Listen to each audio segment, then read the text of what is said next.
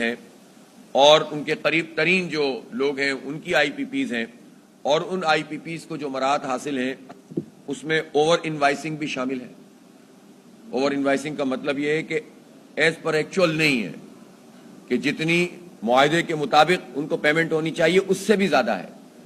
جو حکومت اور ان کے قریب ترین لوگوں کی آئی پی پیز ہیں اس میں یہ بھی شامل ہے کہ وہ پلانٹ بوسیدہ ہو چکے ہیں، مدت پوری کر چکے ہیں، اس کے باوجود بھی ان پلانٹوں کو الاؤ کیا ہوا ہے اور اس کے پیسے پاکستانی قوم ادا کر رہی ہے۔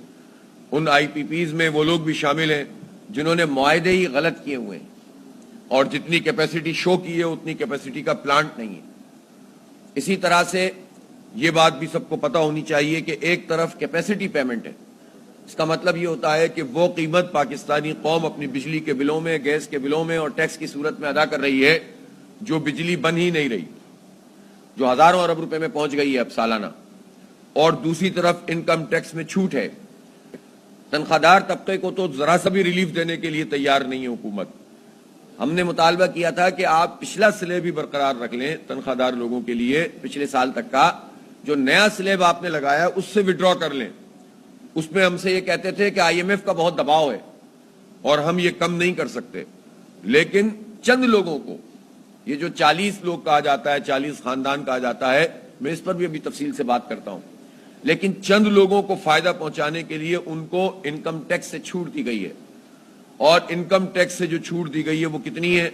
2018 تک اس کی فگر آئی ہے، چھپی ہے اور کسی نے تردید نہیں کی، وہ 1.3 ٹریلین روپیز ہے جو صرف انکم ٹیکس کی چھوٹ ہے، اور 17-18 کے بعد سے لے کر اب تک انہوں نے چھپانا شروع کر دیا ہے۔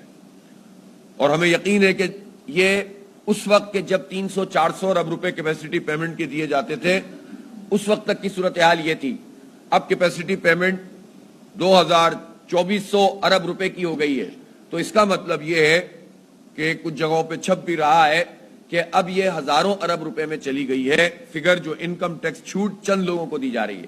چند لوگوں کو چھوٹ دے کے پاکستان کے خزانے کو نقصان پہنچایا جا رہا ہے، بجلی کی قیمتیں بڑھائی جا رہی ہیں، لیکن اتنا بڑا جو تنخواہ دار طبقہ ہے اس کے سلیب بھی ختم کرنے کے لیے تیار نہیں ہے گورنمنٹ۔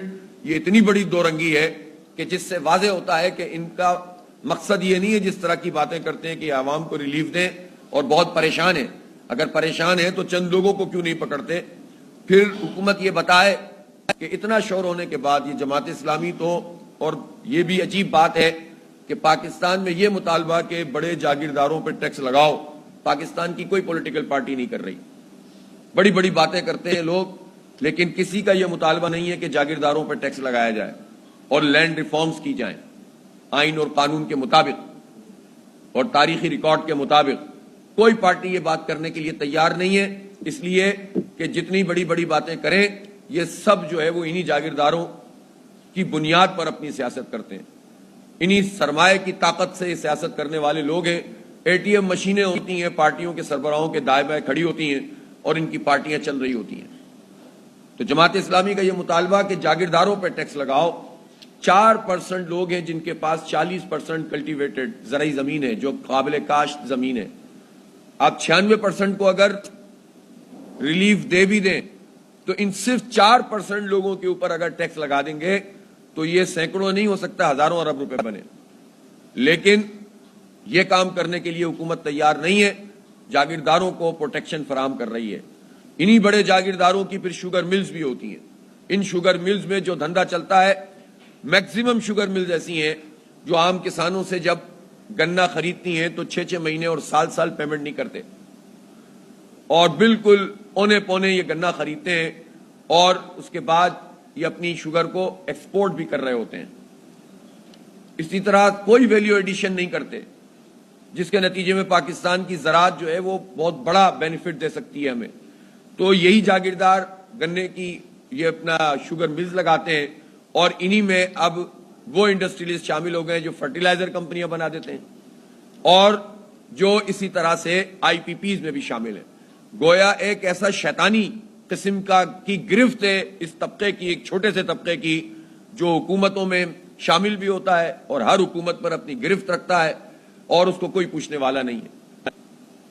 اور پاکستان میں جو بھی طاقت کے مراکز سمجھے جاتے ہیں، یہ ان سے بھی سوال ہے کہ جب آپ ہر چیز میں دخل دیتے ہیں تو ان لوگوں کو کیوں نہیں پکڑتے؟ اس کا مطلب یہ ہے کہ یہ کوئی ایسا اتحاد ہے جس میں سب شامل ہیں. اور ہم دیکھتے بھی ہیں پاکستان کی 77 سال کی سیاست میں یہی تو ہوتا ہے. خاندان ہوتے ہیں, اس میں سے ایک فوج میں چلا جاتا ہے, ایک بیوروکریسی میں بھیج دیتے ہیں, ایک کو ایک پارٹی میں, ایک کو دوسری پارٹی میں, ایک کو تیسری پارٹی میں. آپ چلیں, کچھ نہیں, آپ انٹیریئر سندھ میں دیکھ لیں کہ جو چند بڑے بڑے سردار اور وڈیرے ہیں, یہ بھٹو صاحب کے زمانے سے, بلکہ اس کے پہلے ایوب کے زمانے سے لے کر اب تک ہر پارٹی میں یہی خاندان جو ہے وہ آپ کو نظر آئیں گے. اسی طرح سے آپ جنوبی پنجاب کے وڈیروں کو دیکھ لیں, پاکستان کے بننے کے بعد سے لے کر اب تک یہی لوگ آپ کو تمام پارٹیوں میں نظر آئیں گے. اور بعض اوقات ان کے یہاں یہ تقسیم ہوتی ہے کہ تم پیپلز پارٹی میں چلے جاؤ, تم پی ٹی آئی میں چلے جاؤ, تم نون میں چلے جاؤ. ایک آدھ فوج میں بھی چلا جاتا ہے, بیوروکریسی میں بھی ہوتا ہے, عدلیہ کو بھی ایڈریس کر لیتے ہیں, کچھ وکیل بھی بنا دیتے ہیں, اور اس طرح پورے سسٹم پر ان کی گرفت ہو جاتی ہے. یہ جاگیردارانہ نظام ہے, چند خاندانوں کا نظام ہے. یہی آئی پی پیز والے ہیں, یہی شوگر ملز والے ہیں. تو ان سے جب تک جان نہیں چھٹے گی 25 کروڑ لوگ کیسے آزاد ہوں گے, کیسے ان کو جو ہے وہ ریلیف ملے گا؟ اس لیے یہ جو آئی پی پیز کا دھندا ہے. اب آپ کے الیکٹرک کی بات کر لیں. کے الیکٹرک تو انہوں نے مونوپولائز, انہوں نے لائسنس دیا ہوا ہے اس کو. بہت پرائیویٹائزیشن کی بات کی جاتی ہے. پرائیویٹائزیشن میں تو کے الیکٹرک کی مثال موجود ہے نا. یعنی 2005 میں جو صورتحال اس ادارے کی تھی جنریشن کرنے کی, اس میں کمی ہو گئی تقریباً 19-20%. جو ٹرانسمیشن تھی وہ خراب ہو گئی. تانبے کے تار چوری کر کر کے انہوں نے اربوں خربوں روپے کمائے, ایلومینیم کے تار لگائے, سسٹم بٹھا دیا. لائن لاسز پاکستان میں سب سے زیادہ کے الیکٹرک کے ہیں. کون سی چیز ہے جو بہتر ہوئی؟ صرف چند لوگ بہتر ہوئے ہیں جو وائٹ کالر کرمنلز ہیں, جو ان کے ٹاپ پہ بیٹھے ہوئے ہیں لوگ, اور پریزنٹیشنیں دے کر لوگوں کو بیوقوف بناتے ہیں. اور وہ ابھی دیکھیں نا, کتنی عجیب بات ہے, ایسی گرفت ہے اس مافیا کی کہ جس کمپنی نے شیئرز خرید لیے ہیں اس کمپنی کو اب تک بورڈ آف ڈائریکٹرز میں اس کو وہ اجلاس نہیں ہو رہا, اور اس کو وہ حاصل نہیں ہے, اکثریت حاصل نہیں ہے. کورٹ میں جا کر اسٹے آرڈر لے لیتے ہیں, اور اسٹے آرڈر, عدالتی نظام بھی ہمارا خوب ہے, مافیاز کو اسٹے آرڈر مل جاتے ہیں اور پروٹیکشن مل جاتی ہے. اربوں روپے قوم کے کھا رہے ہوتے ہیں یہ لوگ مل کر, اور ان کو عدالتیں بھی کچھ نہیں کہتی. یہ تو پورے عدالتی نظام پر سوالیہ نشان ہے.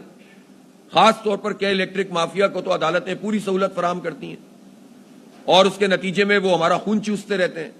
تو میں سوال ہے میرا کہ کے الیکٹرک کے شیئرز جس کمپنی نے خریدے ہیں اس کمپنی کو ٹرانسفر آف پاور کیوں نہیں کیا گیا اب تک؟ 1.5 ہو گیا ہے. اس لیے کہ کچھ اس نے بہتر اقدامات سجیسٹ کیے تھے کول پہ شفٹ کرنے کے لیے. یہ جو بوسیدہ پلانٹ ہے 40 سال سے پرانا, اس پہ 218 روپے پر یونٹ